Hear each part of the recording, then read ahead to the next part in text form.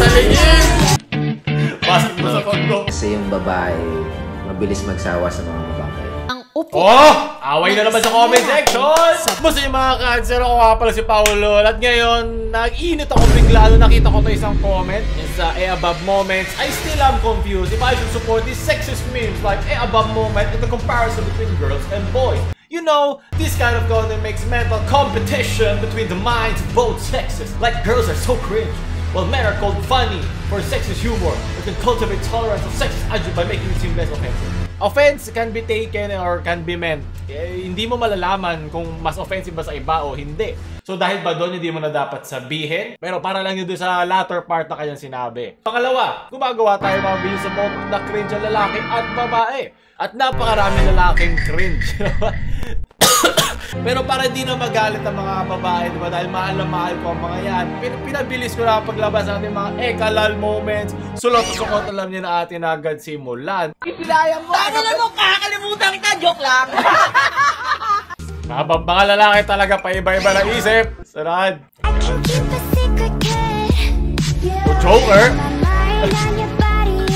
Panira ka naman eh. Sulot! Nag-ano na si ate. Nagsitrend eh. Galing kay Lily. Ekalal nga. Ano? Ano ba? Hindi ko na alam. Ekalal ba yun? Above. Ayoko na malaman. Baka magsisi ako sa katotohanan. Mga tunay na ekalal po. Okay lang yan. Baka mag-aalit boyfriend mo. Tamang gatas lang. Kumain ka na ba? Ako na ang panulak mo. Itutulak ko sa lalamunan dito. Keep a secret, kid.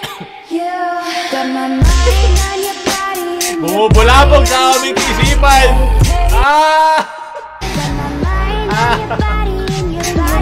Tama na! Yung kaming sa lingin!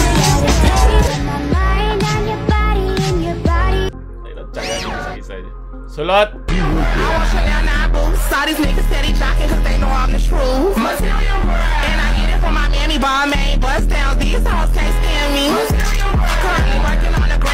Patay ba siya? Sabi ko lang, di ba? Walang pinipiling kasarian ang kasukutan. Pa? Ayun na! Pilason isa sa ulo. Ayaw, ekalal! Ayawan mo!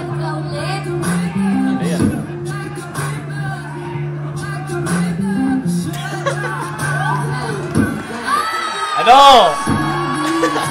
Bumaba ka sa entablado, boy. Yung nagsabing malakas ang mga lalaki, walang laban niya pag nagalit na si Mrs. Fifth wheel, puki na! Tangina, wala akong shota! Papa Jesus! Papa Jesus, take the wheel! Laban na ang lalaki, sulot!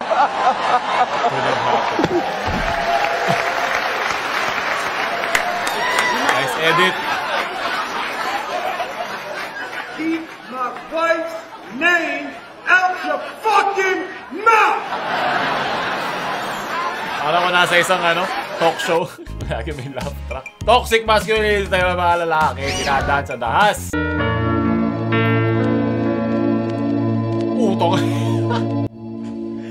Grabe namang defense yan. Napauwi na sa bahay ng iba. Laban! If you had... Okay, copyrighted. Kailangan ko ito tanggalin. Ito, maniniko pa si Taba ah. Egol! Ano? Taba lang meron ka. Meron ako sipag at tiyaga at tiwala sa sarili. Yo. His palms are sweaty, knees weak, arms are heavy. Knees weak!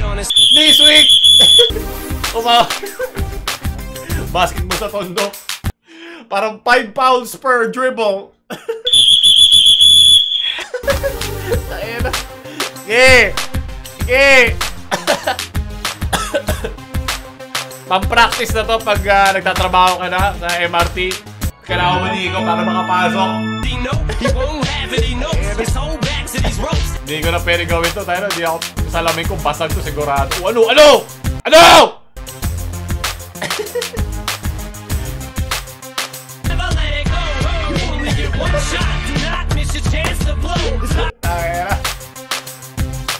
From Slam Dunk to Street Fighter.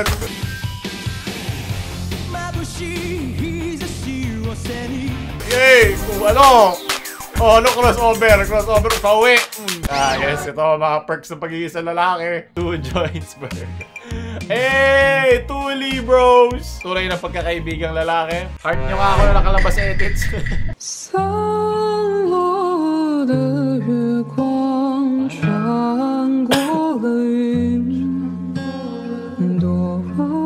Oh, okay.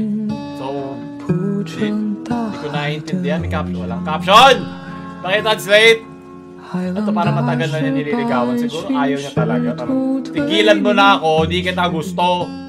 Yeah, isa rin ito sa mga downsides sa lalaki. Minsan di na naiintindihan. Minsan pag hindi ka pinapansin, feeling mo nagpapahabol. So mahirap, magandang i-communicate mo na lang. Mahirap ihulaan. Pero naiintindihan ko naman, mga bata, hindi pa nila naiintindihan yung spectrum ng iba't iba nilang pakiramdam sa iba't ibang mga bagay. Diba, curious ka, naiintindihan ko naman yan. Hindi mo maiiwasan yan. Ibang mahalimuyak na bulaklak na iyong ligawan, kuya. Okay lang yan. Sulot! Bakit si Manny Pacquiao? Si Pacquiao. Two joints! Okay, no comment. Actually, hindi nagjajakol. Uray na ekalal moment. All men are jacoleros. Oy, di tinuro ang toxic masculinity. Pero may mga masculinity na magagamit mo sa totoong buhay. Hindi, may lahat naman na sobrang masama. Puro na lang kayo, ML. Dito na lang kayo sa amin. Hihiga ka lang. Pikit mata. Unat paa. Pagising mo, may 1-5 ka na. Pwede ba na patigem? Kahit isang saglit, uubusin natin ang oras hanggang sa pumi. Bakit ganitong haba yung... Ay. Ah, sukot. Yung chika na sa everyday nilagay na girlfriend day 1.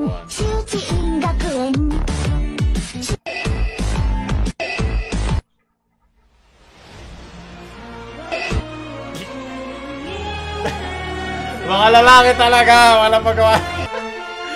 Hindi! Bigati! Isang pagkita, isang... I'm aware this will go on for... Bigati! Lalaki! Okay na yan. Okay na yan itong araw-araw mo ginagawa kaysa yung panliligaw.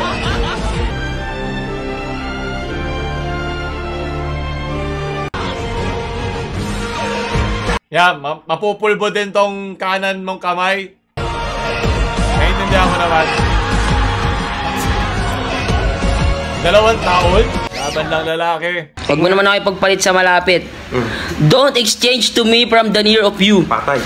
Wag, don't ipagpalit, exchange sa malapit, near, sa'yo, you.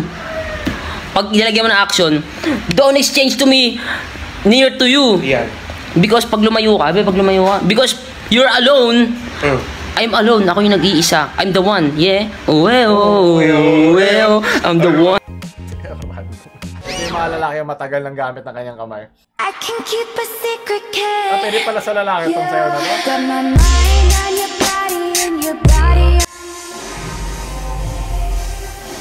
Just need to take a breath.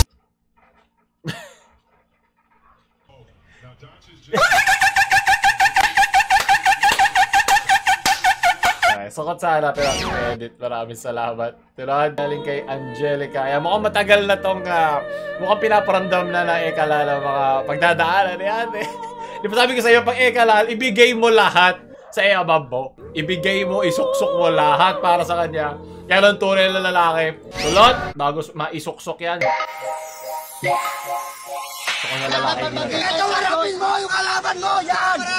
Kalaban mo yan! Kalaban mo ko! Ikaw ang jablo, ako blowjob. Ang pinakamalakas na kalaban. Pinakamalakas na demonyo sa mga lalaki po.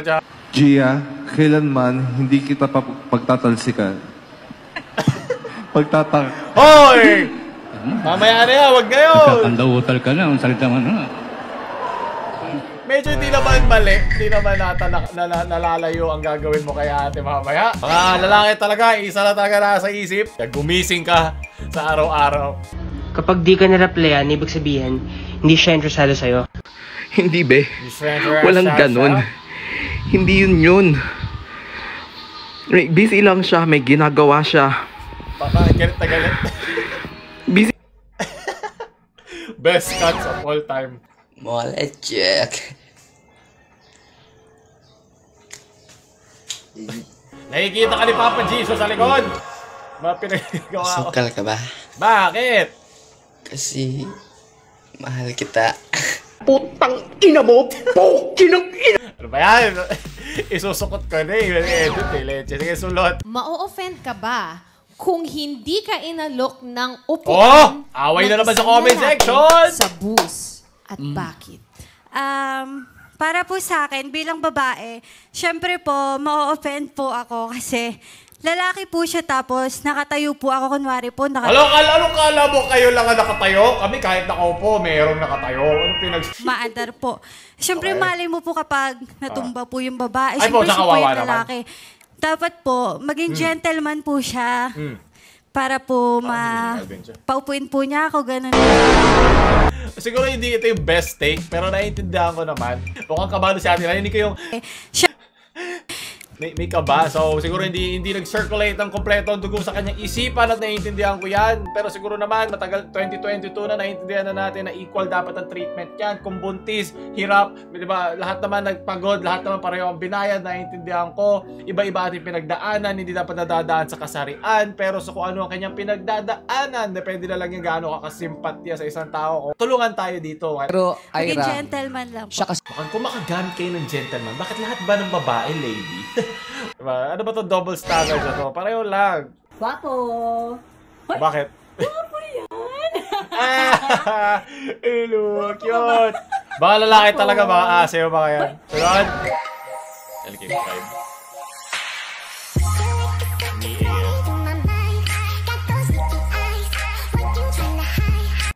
Okay lang maging gamer lalaki, wag lang puso ng babae ang paglaruan. Sunod. Goy! Oy! Psst! Puta ka mo. Sige na. Tunay na lalaki lang naman. Walang bayan na mali siya mo. Tulot! Ito. Para naman sa guys. Ako 99% sure. Kahit once in your life, kapag naghingi ka ng love advice, may na nagsabi sa'yo na huwag ka masyadong maging mabait kasi yung babae mabilis magsawa sa mga mababait. Pero, pre, kapag ganun yung babae, iwan mo na. Huwag mo na i-pursue. Hindi worth it yun. Maniwala ka sa akin. Kasi hindi gusto ng relasyon nun. Gusto nun EK araw-araw. Gusto nun mga cliff diving every 10 seconds. Diba? Saan nakakita nun, pare? Excitement lagi yung gusto. Excited lagi dapat. Ano yan? Tsaka, gusto mo ba ng ganun? Babaeng mas pipiliin yung lalaking medyo toxic. Tsaka gwapo, syempre. Kesa sa lalaking re-respetuin siya, mamahalin siya. Diba? Oo nga naman. Paano nyo malalaman yun? Kahit pa gaano kaganda, kahit gaano pa kasexy, kahit ano pa, hindi worth it yan. Okay? Men are kings. Hey! And women are queens also. But, let's admit it, girl. You have a tendency to be toxic and most of the times. Men know your worth, tama. But women know what worth is, diba? Ano ba ang worth sa paghirapang babae dyan? Wala ba siyang direction sa buhay? Boses ba niya? Puro ganun ba siya magsalita? Hindi ko alam. Kanya-kanyang chemistry yan eh. Diba? Sunod. Oh, for you, I would have done whatever. I just can't believe we ain't together. Tinitingnan mo ba yung tatay mo kung Google Paying ka sa mga pinagagawa? Ano yan? Sukot! Ayan na, sa babae yung kanina nag-comment. Tabi ko tayo. Cringe talaga mga lalaki. Cringe lahat ng kasarian pag binigyan mo ng pagkakataon.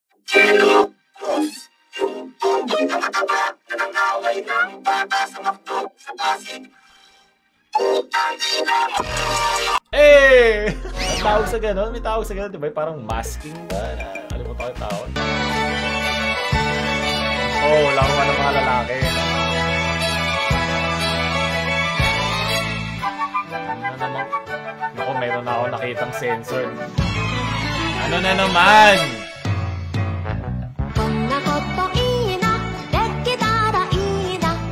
な夢こんな夢いっぱいあるけどみんなみんなみんな叶えてくれる Oh my. 不思議なパッケで叶えてくれる Kaya alam mo lang ba akong tinag kasi may salamin? Leche. Kabitin ang OT ni Nobita. Oh! Mocha! Split up. Turad.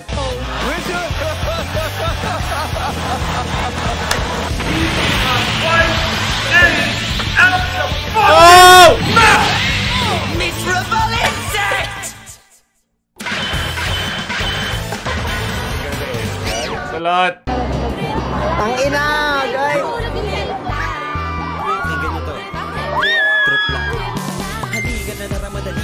Trip man rap. Gago, hindi ko to kilala!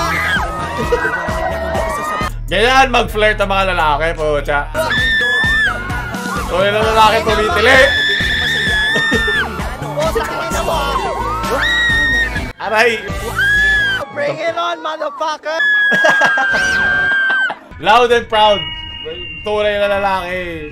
Ibigay mo yung sukle ng gano'n. Sunod. Oho!